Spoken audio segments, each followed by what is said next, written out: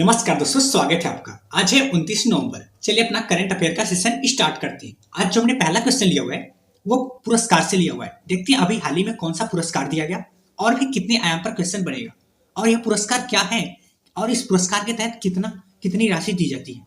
अभी हाल ही में 2023 का बुकर पुरस्कार किसको मिला?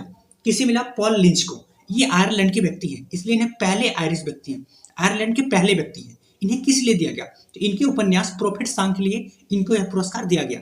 अगर बात करें कि यह पुरस्कार क्या है, तो एक पुरस्कार ये ब्रिटेन का बुकर पुरस्कार है। वैसे एक अंतर्राष्ट्रीय बुकर पुरस्कार होता है जो कि हमने कुछ दिन पहले करंट अफेयर में उसको कवर किया हुआ था, लेकिन ये कहाँ का पुरस्कार है? ये ब्रिटेन का। तो ये पुरस्कार क्या है? तो यह एक साहित्यिक पुरस्कार है जो हर साल ब्रिटेन में सर्वश्रेष्ठ उपन्यास के लिए दिया जाता है। तो क्या ब्रिटेन में है तो केवल ब्रिटेन वालों को दिया जाता है? जी हाँ। अगर बात करें इसके तहत कितनी राशि दी जाती है, इसके तहत 50,000 पाउंड, एक पाउंड लगभग 100 रुपए, इस टाइम 102 रुपए वैल्यू है उसकी। इसके साथ एक कांस्य पदक, इसके साथ एक प्रमाण पत्र। बात करें क्या किसी भारतीय को पुरस्कार दिया गया, तो जी हाँ, भारतीय को पुरस्कार तो दिया गया, लेकिन भारतीय के होने के बावजूद नहीं, भारतीय मूल के थे, अभी वो ब्रिटेन में ही रह रहे हैं। तो पहले भारतीय जिनको यह पुरस्कार दिया गया सलमान रुश्दी। उनको किस लिए दिया गया? तो उनकी एक उपन्यास मिडनाइट चिल्ड्रन के लिए पुरस्कार दिया गया। और पहली महिला की बात करें कि पहली कौन सी महिला है जिनको यह पुरस्कार दिया गया, तो अरुंधति राय को, उनके the God of smile thing के लिए। और ये बात करके पुरस्कार की शुरुआत कब हुआ? इस पुरस्कार की शुरुआत 1969 में हुआ। चलते अपने नेक्स्ट टॉपिक पे। नेक्स्ट टॉपिक हमने जीआई टैग से लिया हुआ है। देखेंगे जीआई टैग क्या होता है और जीआई टैग किस उत्पाद को दिया जाता है, और अभी हाल ही में ऐसा कौन सा उत्पाद है जिनको जीआई टैग दिया गया। इसके साथ साथ यह जीआई टैग किस अधिनियम के अंतर्गत आता है, किस मंत्रालय के अंतर्गत आता है, और पहली बार जीआई टैग किस उत्पाद को दिया गया, और यह कितने वर्ष के लिए वैधता होती है, और सबसे ज्यादा जीआई टैग वाला राज्य कौन है। देखो अभी हाल ही में उनाटुकारा तिल को जीआई टैग मिला। तो उनाटुकारा तिल कहाँ का है?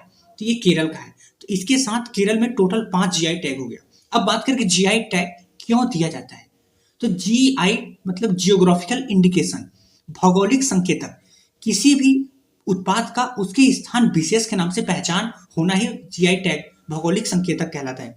यह क्या है? तो यह विशेष स्थान से उत्पादित होने वाले उत्पाद का या सेवा को पहचानता है। इसके मतलब ये होता है कि आपका जो उत्पाद का नाम होगा वो वहाँ स्थान विशेष के नाम से प्रसिद्ध होगा। अगर बात करें ओनाटुकारा तिल को भी जीआई टैग दिया गया, इसे क्यों दिया गया? इसकी तिल उच्च गुणवत्ता, स्वाद और स्वास्थ्य लाभों के लिए इसको यह उत्पाद दिया गया। बात करके जीआई टैग किस अधिनियम के अंतर्गत लाया गया था, तो 1999 एक्ट के तहत। किस मंत्रालय के अंतर्गत? वाणिज्य उद्योग मंत्रालय के अंतर्गत। और पहली बार दार्जिलिंग चाय को जीआई टैग दिया गया था। यह कितने वर्ष के लिए वैधता होती है? इसका वैधता 10 वर्षों के लिए होता है। और सर्वाधिक जीआई टैग किस राज्य में है? यूपी के पास। चलते अपने नेक्स्ट टॉपिक पे।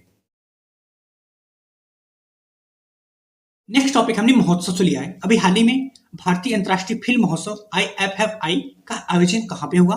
आयोजन कहाँ पे हुआ, कब हुआ, उद्घाटन किसके द्वारा किया गया, कौन सी स्टेडियम में हुआ, और कौन सा संस्करण है, शुरुआत में किस फिल्म से हुआ। मतलब जितने भी यहाँ पर क्वेश्चन बनेगा। देखो भारतीय अंतर्राष्ट्रीय फिल्म महोत्सव है, इसका मतलब है केवल भारत की फिल्म नहीं, पूरे ग्लोबल स्तर पे जितनी भी फिल्म है उसको यहाँ पे प्रमोट किया जाएगा। बात करेंगे भारतीय अंतर्राष्ट्रीय फिल्म महोत्सव कहाँ पे आयोजन किया गया? गोवा। कब? 20 से 28 नवंबर 2023 तक। उद्घाटन किसके द्वारा किया गया? तो केंद्रीय सूचना एवं प्रसारण मंत्री अनुराग सिंह ठाकुर के द्वारा। स्टेडियम किस स्टेडियम में? श्यामा प्रसाद मुखर्जी स्टेडियम में। अभी हाल ही में राष्ट्रीय खेल का समापन भी इसी स्टेडियम में हुआ था। बात करें इस बार कौन सा संस्करण है? इस बार 54वां संस्करण है। और उद्घाटन या शुरुआत किस फिल्म से किया गया? शुरुआत किस फिल्म से किया गया? ब्रिटिश फिल्म कैचिंग डस्ट से। इसमें कितने देश पार्टिसिपेट करेंगे? 70 से अधिक देशों की 350 से अधिक फिल्मों का प्रदर्शन किया गया। भारतीय अंतर्राष्ट्रीय फिल्म की स्थापना की बात करें 1952 में। चलते अपने नेक्स्ट टॉपिक। नेक्स्ट टॉपिक हमने विविध से लिया हुआ है। देखेंगे विविध आधारित पे क्या क्वेश्चन है और कितने आयाम पर क्वेश्चन आंसर बनेगा। सबसे बड़ा एकल साइट विद्युत संयंत्र अल दाफरा का उद्घाटन कहाँ पे किया गया? कहाँ पे किया गया? संयुक्त अरब अमीरात, यूएई, यूनाइटेड अरब अमीरात। कितनी क्षमता का है? 2 गीगावाट। गीगावाट, ठीक है। ये क्या है? तो ये एक सौर वोल्टेइक विद्युत संयंत्र है जहां पे विद्युत उत्पादन किया जाएगा। इसके किस कंपनी के तहत किस कंपनी के द्वारा इसको बनाया गया है? Abu Dhabi national energy company के द्वारा। किस तकनीक के तहत? द्विचेहरे तकनीक। द्विचेहरे तकनीक का मतलब होता है जो सोलर पैनल लगेगा उसको दोनों तरफ से वो सोलर एनर्जी को एक्सेप्ट कर सकता है।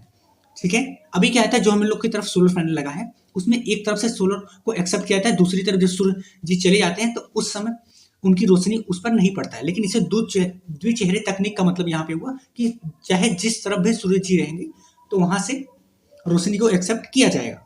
इसमें कितने पैनल लगे हुए हैं? इसमें 4 मिलियन पैनल। इसका लाभ क्या है? इसका लाभ पहली बात तो ये है कि जो कार्बन उत्सर्जन है 2.4 मिलियन कार्बन उत्सर्जन कम होगा। इसके साथ साथ 2 लाख घरों की बिजली इसके माध्यम से दिया जाएगा। चलते अपने नेक्स्ट टॉपिक पे।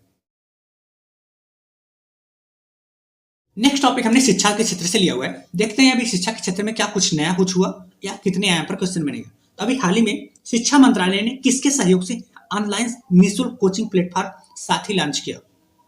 किसके सहयोग से? आईआईटी कानपुर के सहयोग से। ये क्या है? साथी क्या है? तो self assessment test and help for entrance exam.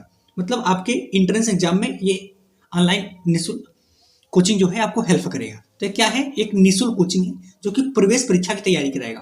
किसकी तैयारी कराएगा? प्रवेश परीक्षा। तो प्रवेश परीक्षा तो बहुत सारी चीजों में होता है, तो ये स्पेसिफिक चीज किसी लिए कराएगा? तो कक्षा 11 और 12 के छात्रों के लिए जेई मेंस एंड एडवांस एवं नीट की एंट्रेंस एग्जाम की तैयारी कराएगा। इसका मुख्य विशेषता क्या है? तो इसका मुख्य विशेषता ये है कि जो आईआईटी कानपुर के प्रोफेसर हैं वो इनमें क्लास लेंगे, साथ ही साथ वीडियो व्याख्यान के साथ साथ प्रश्नोत्तर टेस्ट ये भी कराया जाएगा, और उसके साथ साथ कम्युनिटी मंच जहाँ पे स्टूडेंट को एक कम्युनिटी में जोड़ के सभी लोग आपस में डिस्कशन कर सकते हैं। ये किसने मिलकर इसको सहयोग चालू किया? तो शिक्षा मंत्रालय और आईआईटी कानपुर के एक एमओयू पर सिग्नेचर हुआ। ये दोनों मिलकर इसको स्टार्ट करेंगे। चलते हैं अपने नेक्स्ट टॉपिक।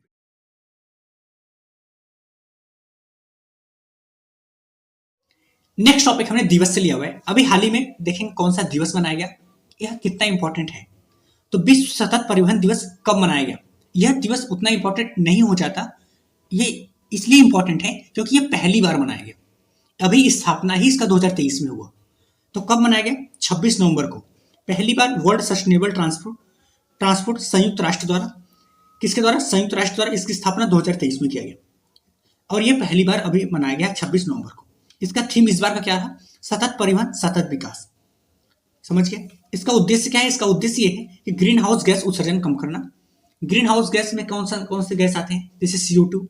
ये सब हमारे स्वास्थ्य के लिए काफी हानिकारक गैसें हैं। इसका महत्व क्या है? इसका महत्व, सतत परिवहन दिवस एक महत्वपूर्ण दिवस है जो लोगों को टिकाऊ परिवहन के बारे में जागरूक करता है।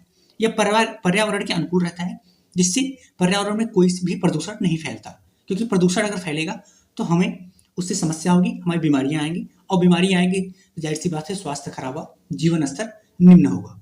ठीक है, ओके। नेक्स्ट टॉपिक नहीं, धन्यवाद। अगर आपको शॉर्ट नोट्स के माध्यम में डिटेल में पढ़ना है तो आप इस फैमिली के हिस्सा बन सकते हैं। धन्यवाद।